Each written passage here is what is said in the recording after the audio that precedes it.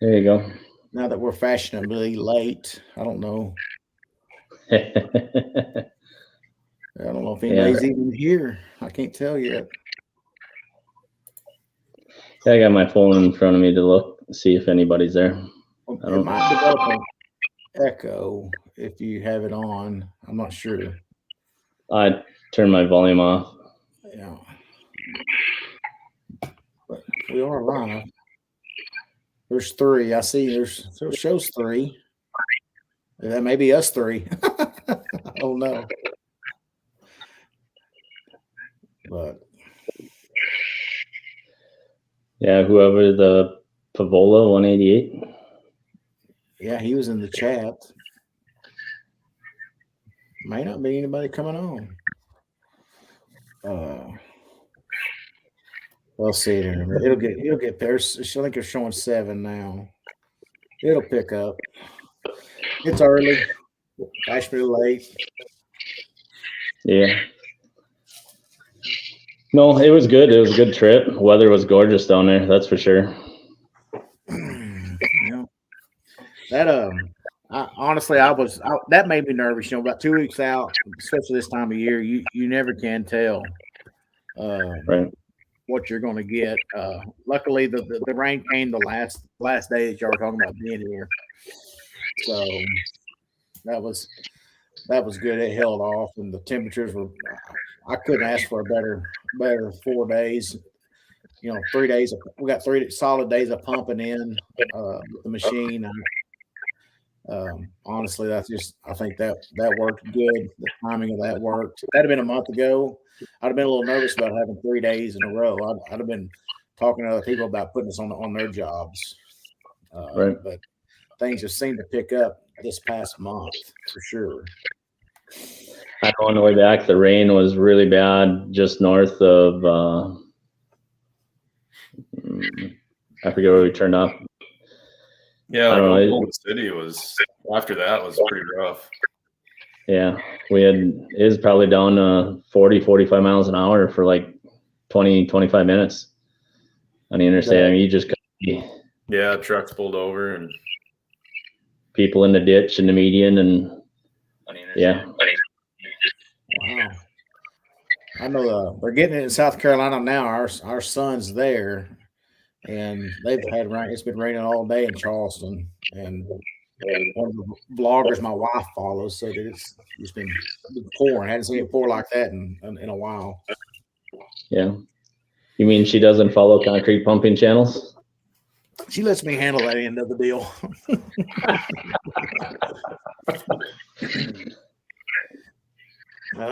John says someone's getting feedback. I don't know. We've been working on that. There's Flim Flim. He's had some questions for us.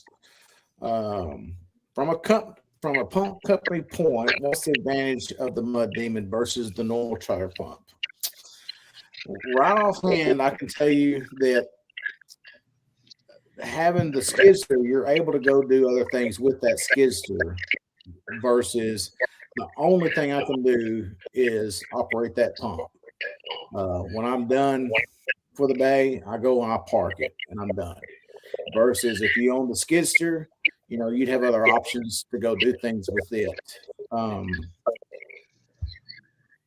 It just depends on what you're set up to do and things like that. I mean, I'm only set up as a pump company. I'm only known as a pump company. So I would have to go and look for more work if I wanted to have a skid steer or work on my own stuff with it.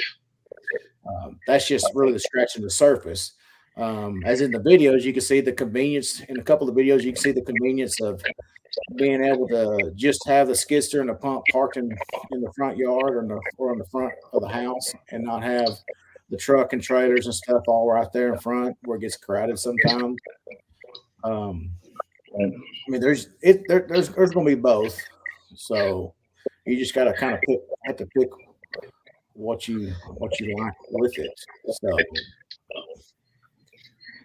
yeah, and one thing to add on to that is just that brings that lower cost of entry in there too.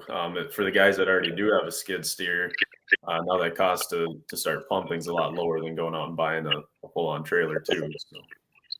Yeah, Here's Scott. Let's add him into the group. Now we can have a wealth of knowledge from the Canadian. Can you see me? Can you see me all right? I'm in my truck here driving to dinner, so I'll do my best. We got the most important part. That's your voice. I don't know how to take that. Are you wearing a Yankees hat? I am. It was on sale and it fit my oversized hair, which I'm currently rocking. So I couldn't even name half the baseball teams in the league, to tell you the truth. So your locks look good. Being the Titanic video, that was good. Yeah, you could do. That was awesome. Yeah, we had a little road trip there on Friday and missed the ferry boat, and a very eventful day. Stay tuned for the video next Saturday.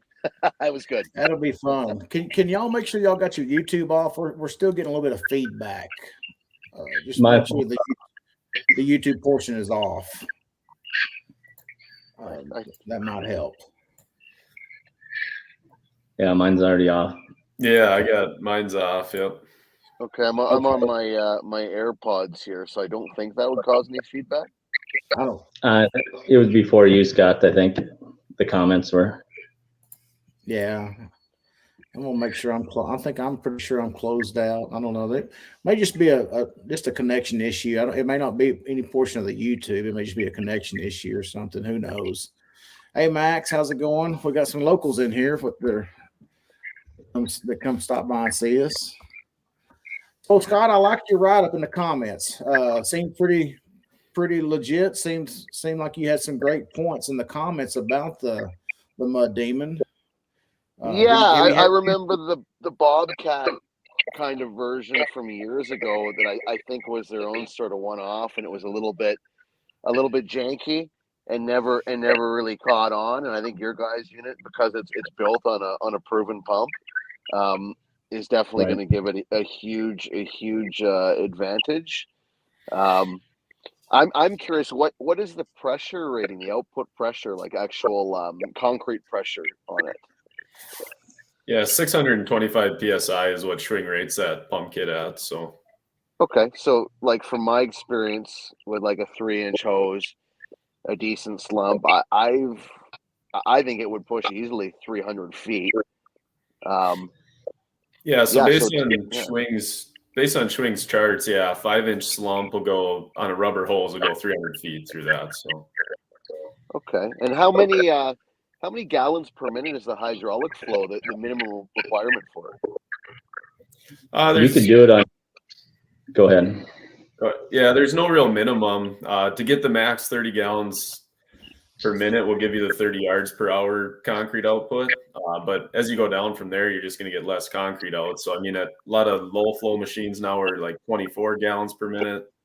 You're going to get that low 20s for concrete output yards per hour. So, because I know it's somebody like my older brother's a bit of a tech guru. He likes to build stuff for special projects. I could already see in his head trying to rig up an electric power pack to a hydraulic pump to power something like this for specialty work, where say we can't operate indoors because of emissions reasons, or we need a compact unit like this and we don't have room for the actual skid steer machine.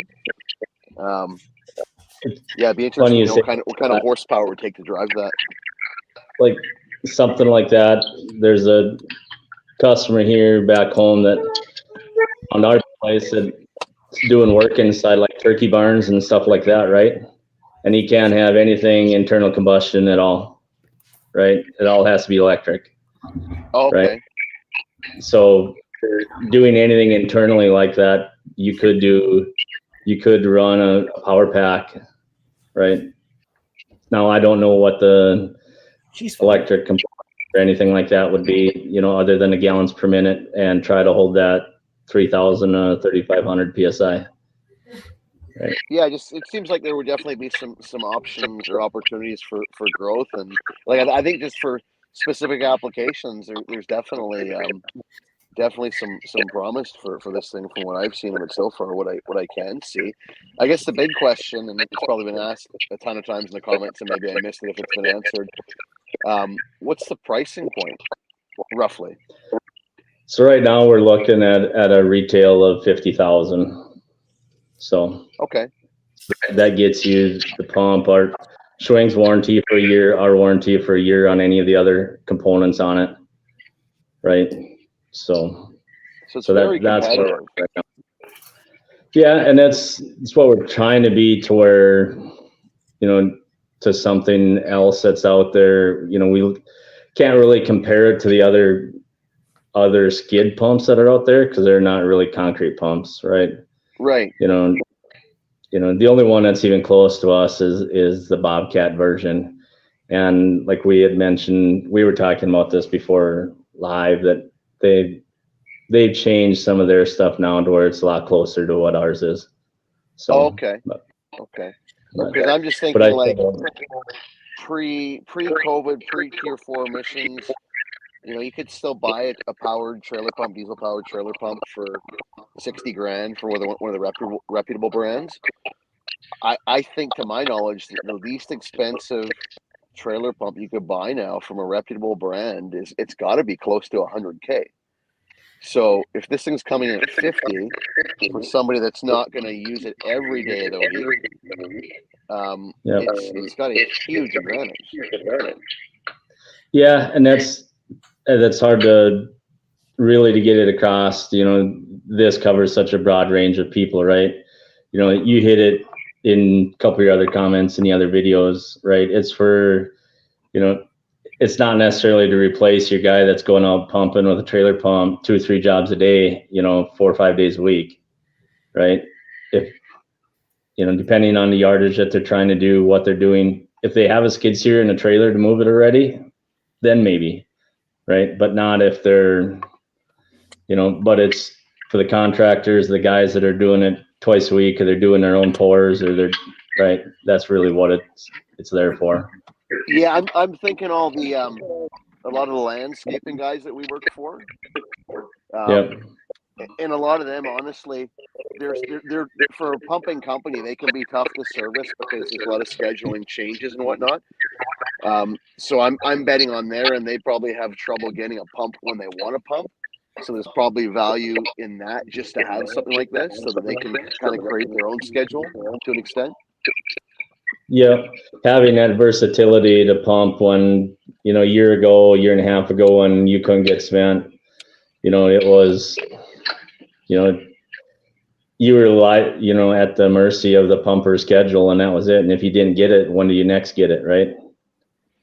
So if you're trying to get concrete and pump is like lightning striking to queue it all up. The chances.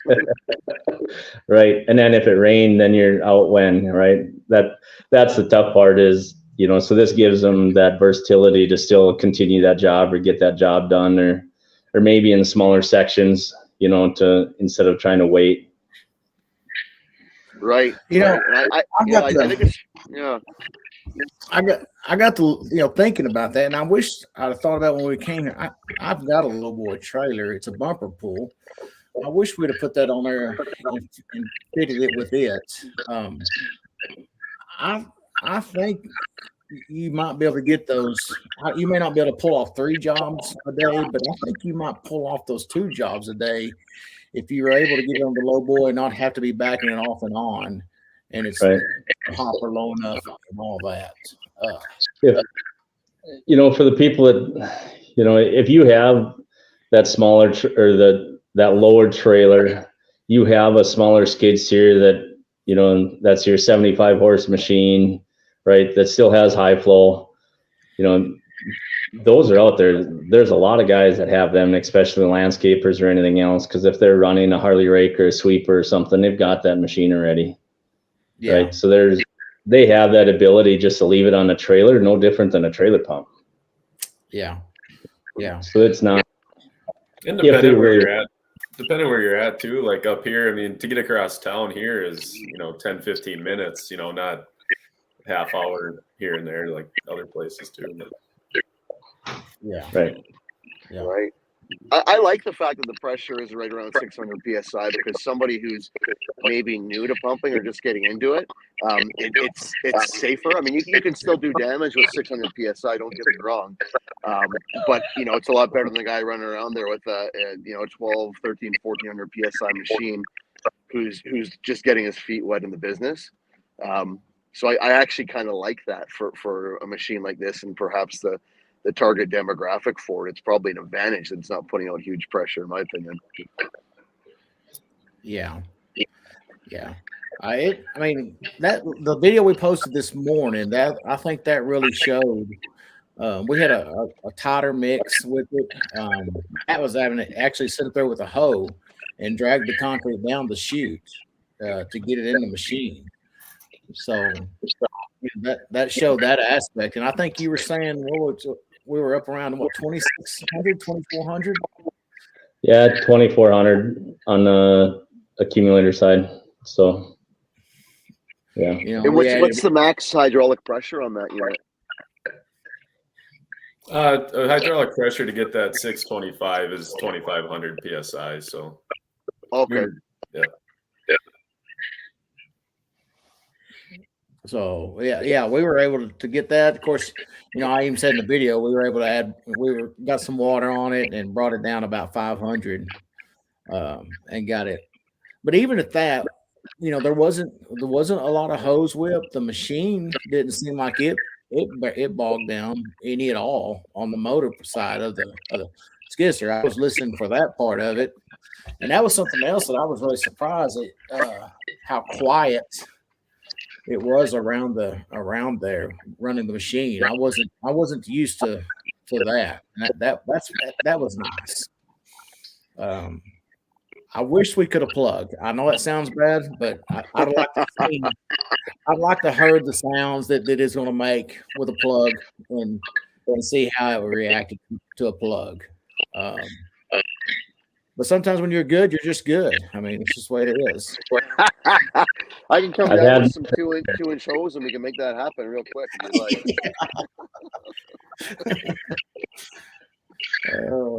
So are you guys going to be at World of Concrete with the unit this year? We'll be there personally, but we won't have a machine there. Okay. Are you guys just attending the show, or is that kind of the plan for this year? Yeah. Unless somebody wants to let us get in their booth space, we would sure love to put one in there. Actually, we'll that's the guys a Bobcat. Yeah. When is this going to be commercially available? We're just going through now after this trip. Now we're going to go through, and basically we're going to start production units here the first of the year. So. Oh wow! So this is happening soon. Yep. Schwing has pumps for us ready to go. So yeah, we'll be pretty much starting after the first year to production units to be built and sold now. When do you think you'll get your hands on to a 301? What's that? When do you think you'll be able to get your hands on a 301 and start working on that one? Really all we have to do is put the order in for it, and we could get the pump. It's, we'd like to try to get this one finished, done. We had some troubles with the remote, so we want to get that worked out first, right? That's really the only thing we have left to do. We update the control panel so everything manual and remote options are on the machine, right? To where it's fixed on a control panel with gauges and stuff, whereas that panel will change from the demo unit that we had. But other than that, other than the wireless remote, really the machine is ready to go. So I don't know. The 301, so the one that you have right now, the one that I saw in Jeff's video today, is that a 305 unit? Correct. Okay, so that 301, is that a step bigger, a step smaller? What's the deal with that one? So it's a step bigger. It's not very bigger in yardage. It's only like 35 yards an hour, but it has a short rock valve. Has seven. Of an S-tube. Yeah, it has 7-inch piston cups, and it's a high pressure unit meant for shotcrete. So That's Yeah. an interesting concept for sure for shotcrete. yeah, Yeah. So it'll be closer to a machine that I'm used to. It'll, I'm curious to see the weights. How much that machine's? Do you know how much more that machine's going to weigh? It'll have a larger hopper. Yeah, it'd be about another 800 pounds. So we pushing that 3,000 pound mark total weight. But Yeah. Oh, so the one right now is only 2,200 pounds? yeah, yeah. this, 21. about 2,100. Yep. Wow, that's extremely light. Yeah, so it doesn't take the big machine to move it around or anything like what we had. That's just what Yellow House had let us use. So Scott, we could almost retrofit your Honda with a PTO on the. I'm in the Honda right now. My wife's in the passenger seat. She says she feels like she's sitting in a landfill. It's coffee cups. It's sponge balls. I'm not even joking. No, I think the Honda would probably croak, unfortunately. I need to bring Scott to Texas, to the land of the big trucks. Jeff, I'm going to get down there sometime in the new year, and I'm going to try and bring Ian with me on a road trip. That's going to be fun. We've been talking about it. Yeah. 2024, we will make it happen at some point for sure. Maybe not in the middle of summer from what I've seen down there, but at some point. Yeah. Right. Well, here's an interesting question. It's kind of off topic, but they're asking about pricing, which is something that I usually don't give out on here.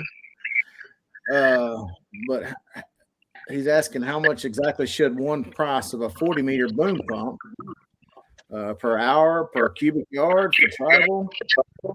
You price it all. All three of those are in the equation, and a fuel surcharge to go along with it.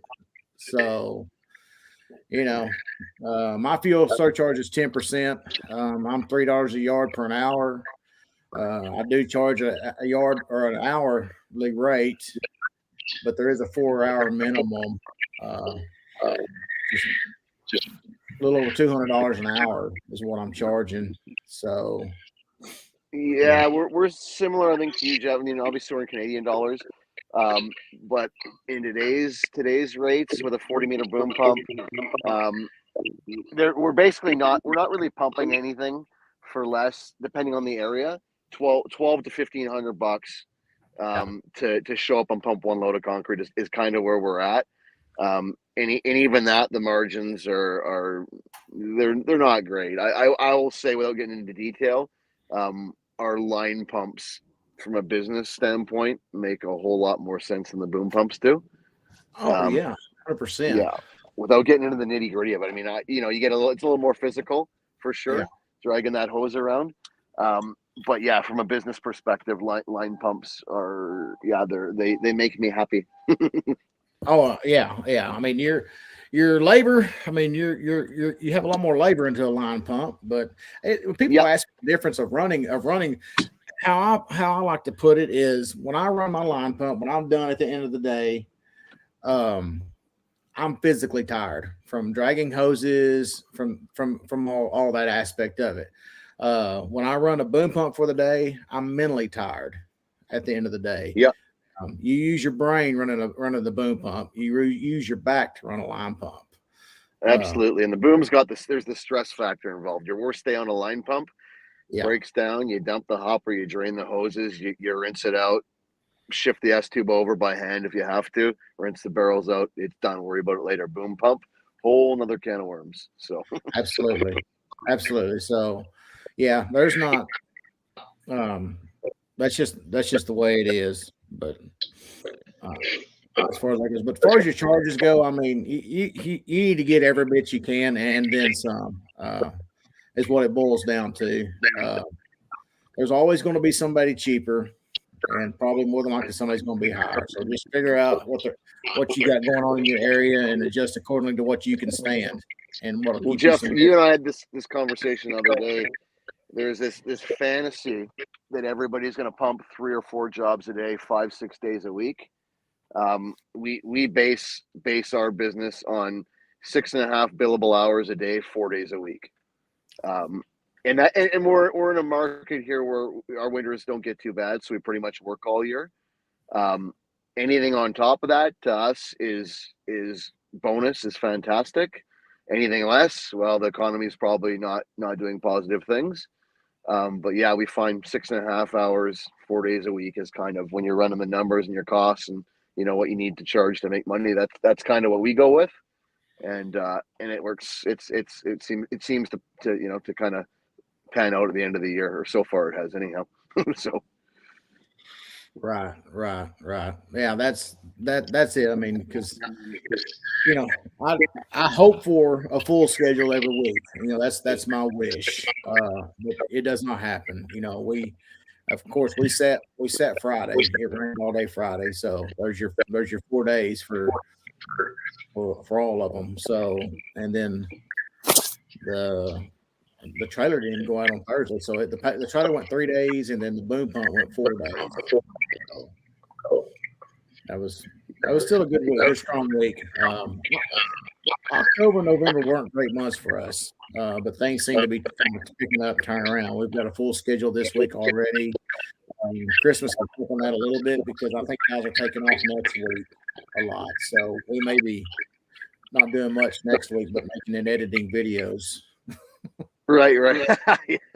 Well, you know what? If we end up not working between Christmas and New Year's, if we don't work that week, that's fantastic. Every year there's that one commercial job that just has to pour, and we got to drag one or two guys in, myself usually being one of them, to do something to, you know, to, I guess it breaks up the monotony between the two holidays. But yeah, this year I think, fingers crossed, I think we're gonna get that week off, so it'll be kind of nice. So we can hope. Here's a question: how do you guys find clients? It's hard to have a busy schedule and constantly work. I'll tell you, in the beginning, when we purchased our first line pump and all that, we literally took business cards and we drove neighborhoods. We drove literally every street in North Dallas and passed out business cards. We would go to other areas of the Metroplex and drive streets. And then basically we sit there and beat bushes, and we would do that for 4 to 6 hours a day, as long as we were finding jobs and finding places to go. Your next best thing is make sure the ready mix companies know you're available. You'll get a call every now and then that the pump they had scheduled, something happened and they're looking for a pump right now. So you literally just have to go beat bushes, and you know, try all your avenues. That's how we survived for years, Jeff. We had a couple of pumps to supply our own residential crew jobs, but that wasn't enough to keep them busy all the time. So we got in there with a couple ready mix outfits, did a lot of their overflow. We kind of got known through that. We would get the customer to be like, "Oh, well, can you give me your card? I'll call you next time." And I just tell them, like, "No, we can't do that. We're here's a subcontract. It's kind of dirty pool." But, you know, the numbers on the side of the truck on your next project, if you want to call, we can talk then, but, you know, we can't come back here right now. And there's an ethical way to do it. And that got us a lot of business. And then when we tried to get our foot into commercial work, and got our first big pump, man, those things collected cobwebs for the first 2 years, and we were really close to selling them. And then it just came down to going around to site trailers and literally banging on doors. And I still remember my douchey introduction line to these site supers. "Hi, I'm Scott from AJ's Concrete Pumping. Just wondering who's doing your work. Is there anything I can help you with? Blah, blah, blah. Here's a card." And 18 times out of 19, it panned out to be nothing. And then we got a couple jobs here and there, and then it kind of snowballed, I think, from that point. But it can be a little bit disheartening at the start because you get a lot of no. But you just gotta do it and pound the pavement. And maybe it's different today with all the social media, the Instagram and everything else. Maybe that helps a little bit to get away from the, you know, cold calling and whatnot. But that's how we did it too, Jeff. Just running around, just, you know, doing the uncomfortable or at least for me it was back in the day, uncomfortable introduction. Now I'm at the point where I don't really give a crap. So I've been through enough in this business now. I don't really care. There's not much that really makes me shy anymore. So but at the start, when you're a 20-something-year-old kid and all these site supers are, my age now, they kind of look at you like a young little punk, and it's tough to get the respect. So but it's part of the business. I've got a funny story about that. We've been driving all these neighborhoods in North Dallas and kept seeing this sign of this concrete company that was doing the foundations around there. And most of those houses in North Dallas are pier and beam houses. So a lot of them are being done with line pumps. And so we go in the office of this place, and they have us, I said, I need to speak to so-and-so. I called up there and asked who took care of that part of their scheduling and stuff. So we were in the waiting area up there. Well, I hear this big, deep, dark voice coming out of the back, and this walking, and here comes this guy that's 6'4" or 5", dark hair, great big black handlebar mustache. And he walks by us, and he had his back to us, but I kind of bowed up to him, as kind of jokingly. Well, come to find out, it was Carl Walker of Central Concrete Pumping. We were going in behind him to try to talk to his client. And of course, he didn't know us from Adam at the time. But it was funny though, just to see that big guy come out of there. But what I got out of the deal is we were going down the right avenues. These are the people we need to be trying to talk to, because if they're pumping their jobs, then we need to be try to pump some of their jobs. Those are probably the right people to be talking to. So that made me feel good about the strategy that we had taken on, and it eventually worked. We went from the 1 or 2 jobs a week to eventually filling a schedule, and then eventually buying a second trailer pump. And all this was going on between 2008 and 2010. And then we survived that, and things just picked up from there for us. And it was basically just the elbow grease we put into that, just driving around and looking for, you might see a pile of dirt in the front yard, more than likely that came from the backyard. Or so there's something going on back there. Go drive the alley and see what's going on. Follow a dump truck or follow a concrete truck. It'll all take you places. So much of it comes down to the operator too, providing a good service. Not only that, but having a good personality, working with people. Like I would say over the years, some of our most requested operators were actually not our most skilled operators, but they worked hard, and sometimes they worked hard because they might have not been working overly smart, but they were always working hard. They were sweating, and the customer just loves seeing that, and they had the right personality for it. I think in pumping, the personality of the operator goes a long way. They really are, in my opinion, they really are the sales guy in terms of keeping the customer or getting the call back. So I think that's a big part of it for sure. It's either that or price, right? And we don't want to play the price game. So you got to do something else. You got to be better in other areas, right? You can be cheaper, you can be better. So, or you can be both, but if you're both, you should be charging more money. So exactly, that's how I see it, right? And you never want that phone call that your operator had a bad attitude. And luckily, unfortunately, I've had very, very few of those. And typically, when you start chewing around that bone, you figure out that there's 2 sides to each story. So you got to kind of take it.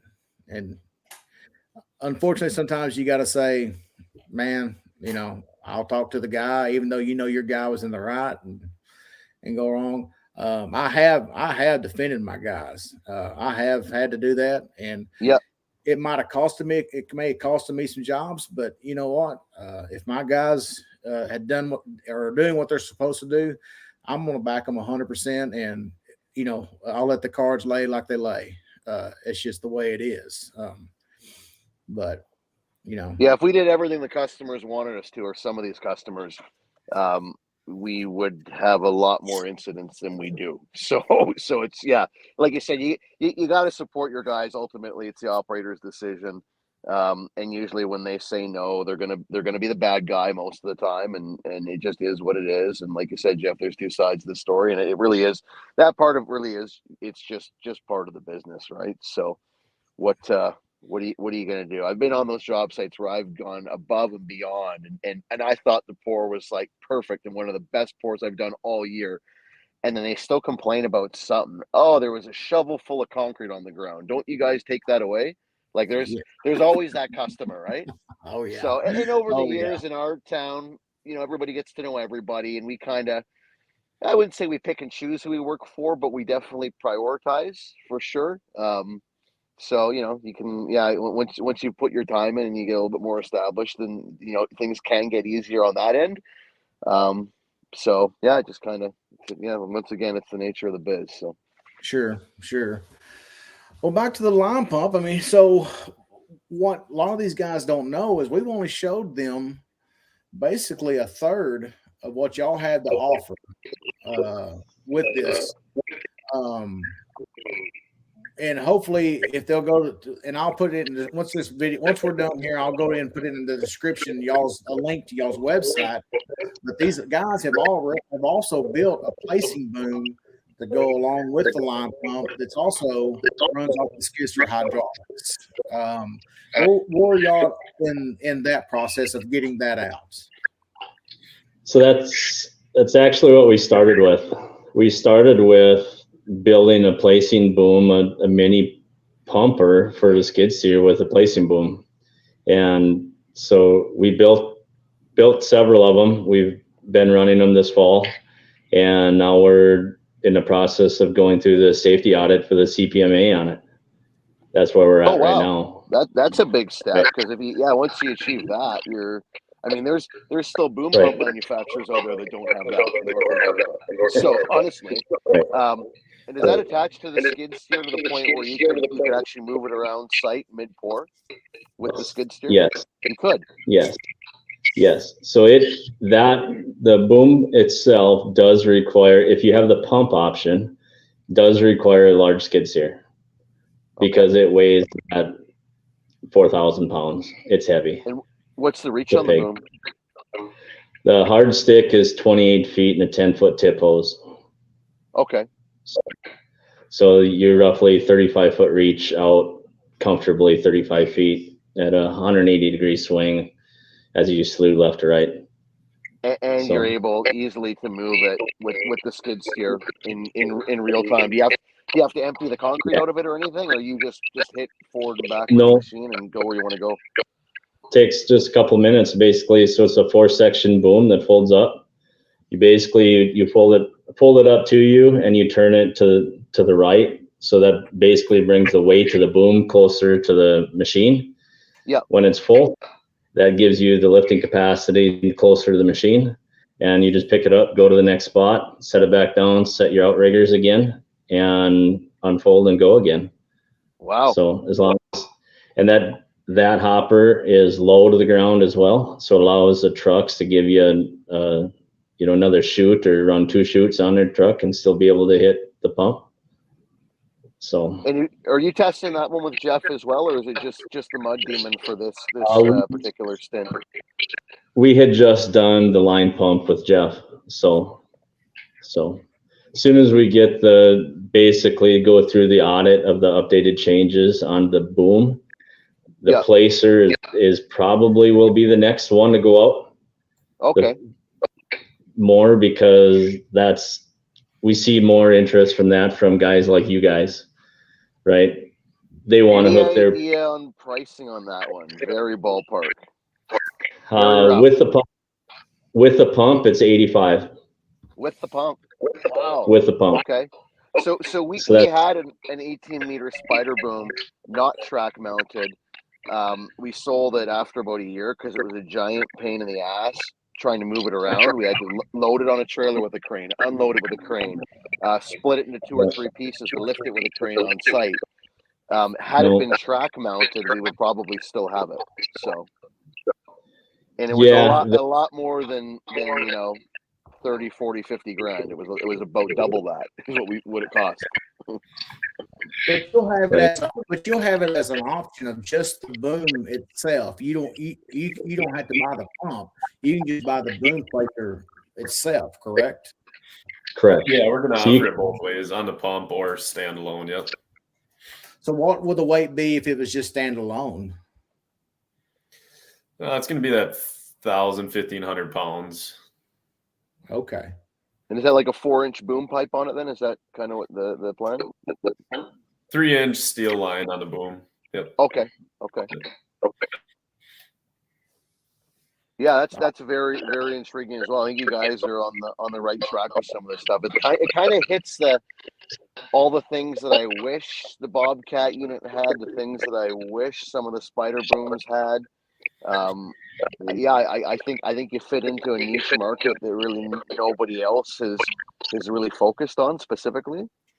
So I could see this doing very, very well for sure. Yeah, and I know a friend of mine and I had been talking who's in the concrete business that I'd always want to try to retrofit like a mini excavator with piping to fill walls and upper floors and things like that. But honestly, y'all fixed it with this skidster with this product that you have now. I mean, to me I didn't even really think about building a separate boom for a skidster. I was just thinking just using, basically using a mini excavator to do it. But some guys up here did that job with a Kubota tractor. They put like a 15-foot pipe on it, and they were using it for pouring pig barns, and it worked. But I don't think it was CPMA certified. No, and then I get to thinking of the how what all turns on a mini Esk. I mean, it just wouldn't work unless you plumbed it in from the front coming to it instead of coming underneath it. You got to stay away from both those pivots from the workstation and the tracks. You're not going to be able to keep up with those pivots like that. But no, but as far as being able to mount, what is that going to be? You're saying 30 feet, so probably like a 12 or 15 meter, something like that. What's the 35 feet. 35 feet is going to be 11.3 meters in Canadian. Yeah, I got close. I don't know. Yeah. I just made that up. I think I'm pretty close at 11.3 meters, though. Well, 12 will be somewhere around 36 feet. So, Yeah. Hey guys, I hate to have to dash here, but I'm downtown Vancouver. Don't ask me how I feel about that. My wife dragged me down here for dinner with her friends, not mine. So I'm gonna get in trouble here if I don't fly. At least you're not at Applebee's. I wish I was. I sincerely mean that, sir. I think it's almost happy hour, isn't it? All right, Scott. Thanks for hanging out with us, man. Yeah, it's great chat with you guys. I'm super excited to see the progress of the product moving forward. I think you're onto something very promising here. So We'll Sounds good. Thanks. look up with them at the World Thanks, man. Concrete. absolutely, yeah, we'll meet up at World of Concrete and chat further. Yeah, Definitely. All right, thanks, gentlemen. Have a great night, everybody. Talk to you later. Thanks. thanks, sir. Take care. You too, guys. Bye. So yeah, I'm glad to get him on here. He's always got a lot of the good technical questions and things like that. That's why I hang around him some. But have y'all seen much in the comments that we need to address? For us, y'all been paying attention to that any? I like to make a big business out of concrete pumping, ideally with a boom pump, but straighter side. Kobe, it's one of those deals. I started out on my own. I learned this on my own. I did it the hard way. Man, do yourself a favor and go to work for somebody and do the best you can for them. Learn as much as you can from them, and just and then take those big steps when you're ready to take those big steps. Luckily, I had a safety net from what I was doing, and if it didn't work out, then I was going to be able to sell the equipment and go back to doing what I was doing prior to that, just pouring concrete. So it's just the risk you want to take. But you're young, you've got time. Go work for somebody and get you an education with them and get all this figured out and help them out, and then go on your own. That's the best advice I can give you for right now. So, the Calhoun concrete pumping, earlier they had mentioned something about the line pump being good for guys that do a bunch of stamp work, patios, pool decks, right? That's your lower yardage, that's slower going, that's not necessarily fast. It's a lot of start and stops. A lot of hose movement. Yeah. A lot of hose movement, a lot of manual labor still with it, right? Yeah, and the next video will be, I'll see what I can piece together with that mezzanine that we did, and like I said, that's very much similar to a pool deck. And I pump a lot of pool decks, and so we didn't get any bind with any of the stuff we did. We were, low yardage stuff. We did. What was that first job? It seemed like both the first two jobs we did were 10 yards on the nose, I think. We might have seen more than that on that second job.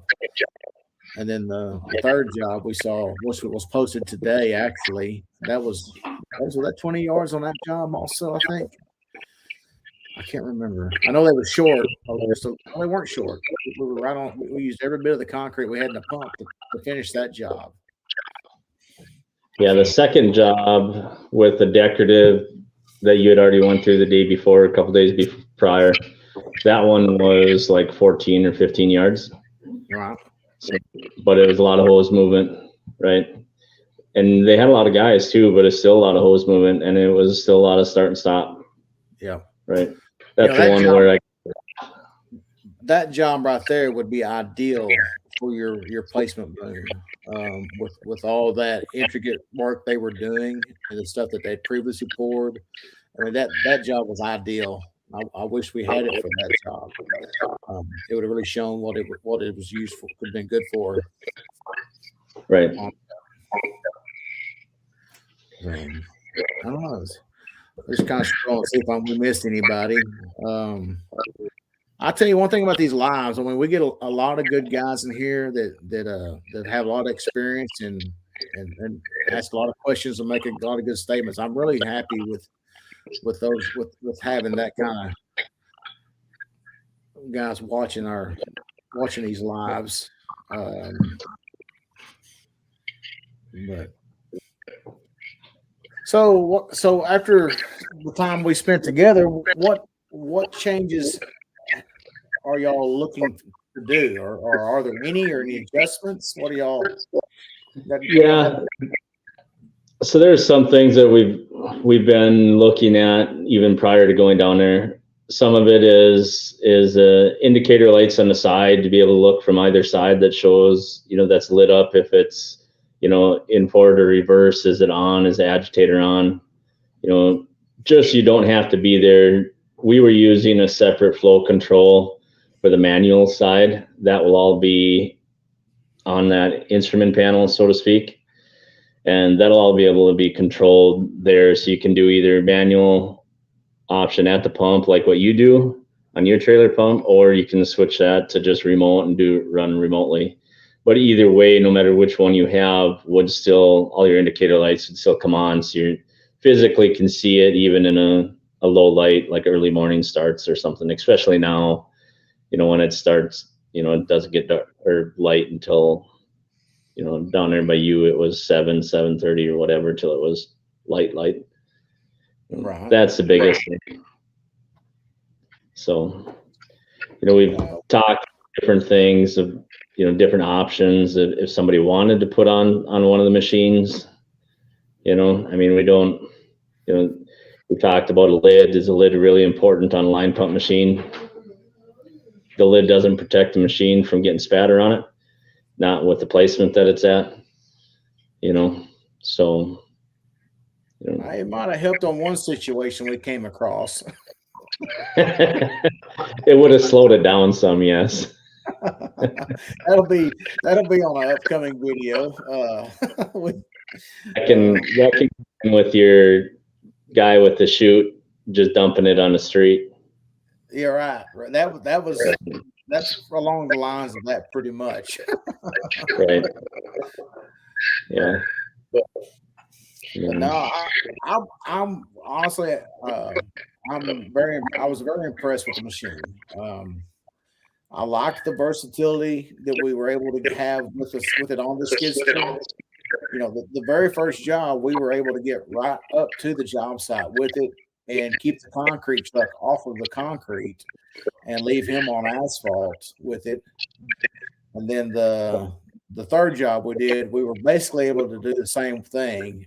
We kept the pump, which the video this morning, you know, we were able to keep the pump up on, you know, on the ground and to keep the splatters and the mess to a minimal right there and the cleanup for the guys. So a lot of the places we go to, that's a big part, is just not making a mess. It make it hard on the guys on the cleanup, because not only are they finishing concrete, they're gonna pick up the mess that the concrete company might make or I might make. I always will stay and help them. A lot of those drivers are expected to leave as soon as their trucks are empty and washed out. So that's just part of it. But yeah, our goal is really just try to make it as simple as possible, right? Or really firm on that KISS method, right? Try to keep it simple, stupid, right? You know, so anything that we can do to not overcomplicate it, but still make it functionable, right? Right, So. right. The guy from Calhoun Concrete Pumping, where are you from? What state or what town? Where are you out of? Hey, there's Grub Mud. We need to make plans to get with him maybe this summer. And bring him one. How's it going, buddy? Yeah, he liked the idea. Maybe this will get you incentive to buy a skidster. Get you a skidster to work with, and we'll get that buggy taken from you. I know I would sure much rather lay hose down and pump to the backyard than run plywood and buggies back and forth, especially if you're trying to go over forms or anything like that. You know, that decorative one, the second day, even the first 2 days, there's no way you do any of those jobs with the buggy. Right? No, it was too complicated on those with those extra places in there. Yeah. So Calhoun is your last name. Okay. We have actually a Calhoun County here in Texas. So I was kind of thinking maybe that was a Calhoun County thing also. Rob 31 had a question. Do you guys charge extra when there's no washout spot? Yes and no. On the trailer pump, I require you to have a place to wash out. I'm not, it's too hard on those axles on that trailer to run around with concrete in the hopper. That trailer weighs enough as it is. And I'm just not going to drag that stuff all over to do that. That's too hard on those axles. As far as the boom pump goes, there has been a handful of times that I've had to take that to the yard or to another place. If it's any kind of travel at all, then yeah, I'm going to charge you another hour of travel basically to do that. So Grub Mud's looking for a Bobcat as we speak. I got a cousin that's selling a Bobcat here in Texas. It's a pretty clean machine. I almost sent you a link actually to that machine. It's a cab, heat, and air. You'd look good in it.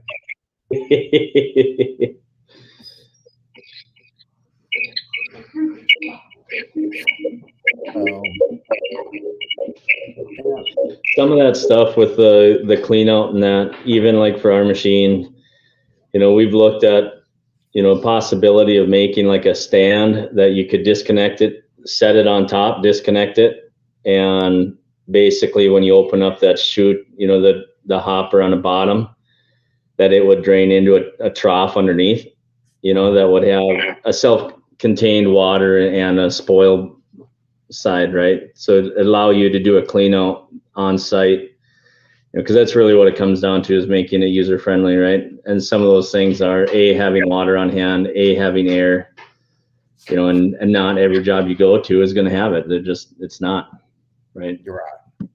Well, you know, like you don't carry water. Yeah, I carry 0 water, but I do have air, and I do make sure I've got a 5-gallon bucket of water before the truck leaves. If I don't have a good water source on the side, I can rescue my pump with 5 gallons of water. I can keep a lot of things from happening. I can rescue the other stuff with air. So, you know, I'm able to do all that, and then carry 75 foot of water hoses. I mean, I've even went to the neighbor's house one time and got water. I thought, you know what, I'll take a butt shipment. I'll hand them a 20, and if they thank you, you know. But yeah, when for those guys they're doing that, you know, priority is the pump. You know, don't worry about your hoses at first. Worry about the pump. You know, I mean, it's simple to think about the hoses first, but hoses are cheap compared to pump parts. yeah, right? yeah. With air, I can typically get my, you know, we can run some water in the hopper and start in reverse, and that'll hold that at bay for a little while. You might dump a couple of cans of sugar in there with some soda, Mountain Dew, Dr. Pepper. Those are good high sugar drinks. They'll actually do something in a hopper of concrete in a trailer pump, and that'll buy you some time to get your hoses blown out. But then you can go to work on your. The main thing on your pumps though is getting those internal parts cleaned out. You know, but so far, knock on wood, I haven't had to just completely tear one apart and clean it out. I've had to chisel hoppers. I've had some pretty good knots under my or my rock valve and things like that. But I've seen some trucks that actually they lost power and they weren't able to do anything with them. And it's just an absolute nightmare to chisel all that out of there and get those material cleaners cleaned out. I'm sure there's some guys on here that have seen the same thing. So I got a question here. Have you tried using bentonite when priming out? So are you a big fan of that more? I'm a big fan of mortar mix. I've used it for a while. I'm able to prime out over 300 feet with it. I like it. Now the guys over at Concrete Pump Supply, along with Scott over at Canadian Concrete Pumper, have talked me into using the Prima Pack, which that is a bentonite powder, and I have used it. I have primed out 200 feet with it a couple of times, but it's going to be a backup for me. I'm still 100% the masonry mix. It's just what I do. I like to have the sack at the end when I'm done. These guys can tell you.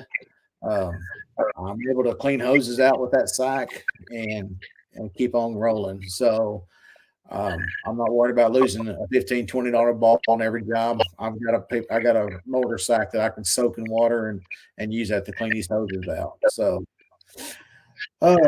grub mud. I use Dr. Pepper retardant to expose aggregate. It works great. Yes. I learned that trick from the guys that did Shotcrete. We was Shotcrete some stuff up in Oklahoma. And I had very little experience at Shotcrete at the time, and we were going to wait for a while for the truck. So basically, we pulled the hose to the hopper. We dumped a couple of 12-ounce cans of Dr. Pepper in the hopper as we were circulating it.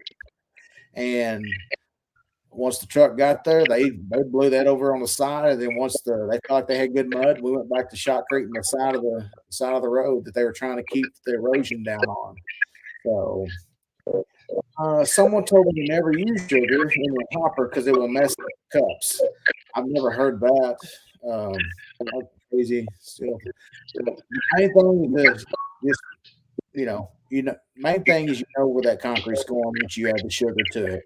You don't want that anything that's going to have any kind of structural integrity. I've never heard of the mud cup thing, and we've used sugar quite a bit in the summertime, especially when we're going from the job to the washout. Sometimes that can take you 30 minutes or so if there's traffic in the neighborhood and things like that in the summertime. So you want to get going where you're going. But I've never heard the sugar messing cups up and haven't experienced it either.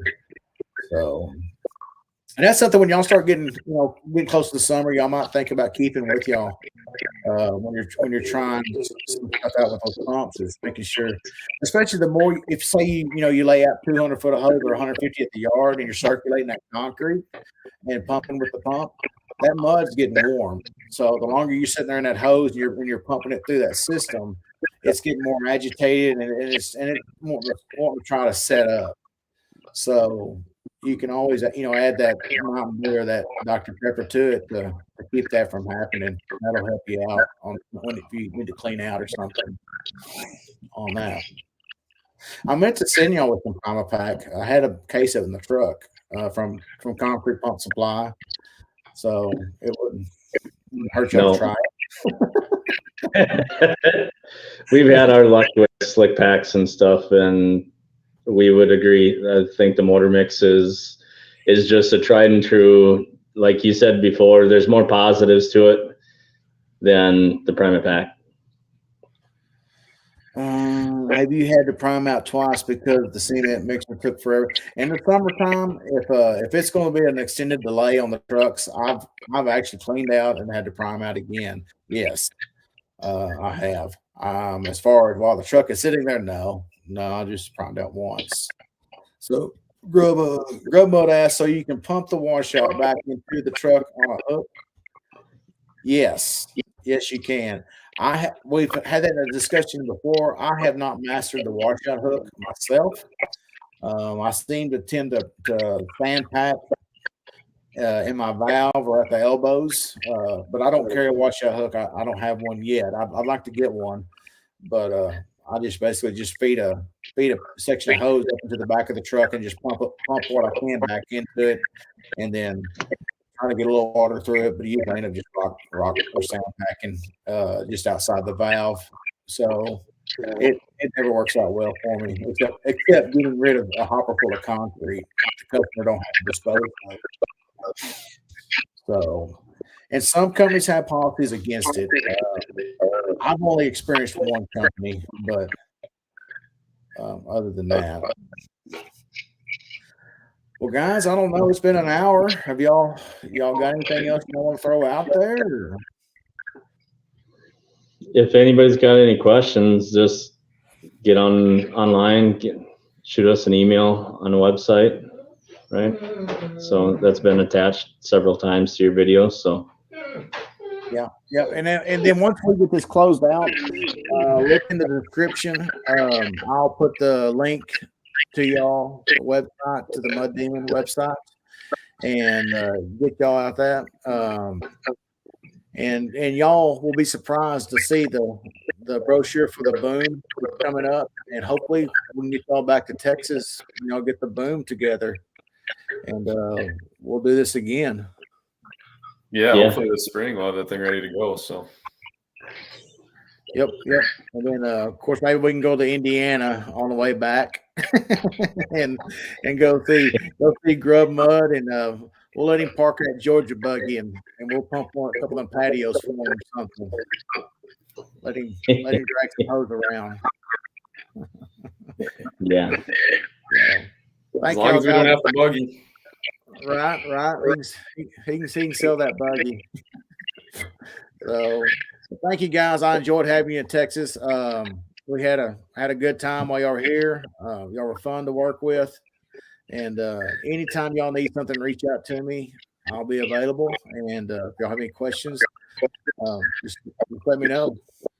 Yeah. We appreciate it. We appreciate you having us, and we've learned a lot. I know that. Yeah.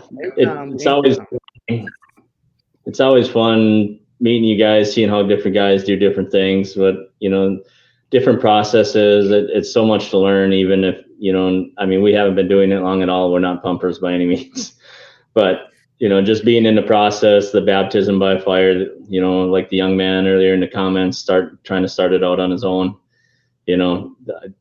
good, listen to what these guys are saying. It's really great information to go off of. Right. Absolutely. And that's why we do this. We enjoy the interactions, and then we're able to show what we have to put up with sometimes. So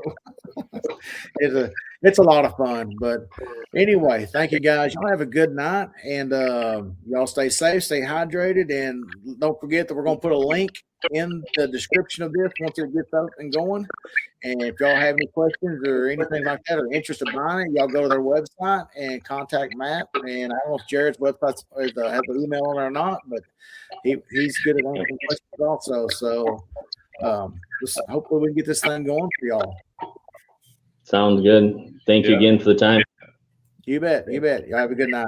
And thank you guys in the comments. We enjoyed it. I enjoy your comments and things. We'll catch y'all on the next one. Y'all stay safe.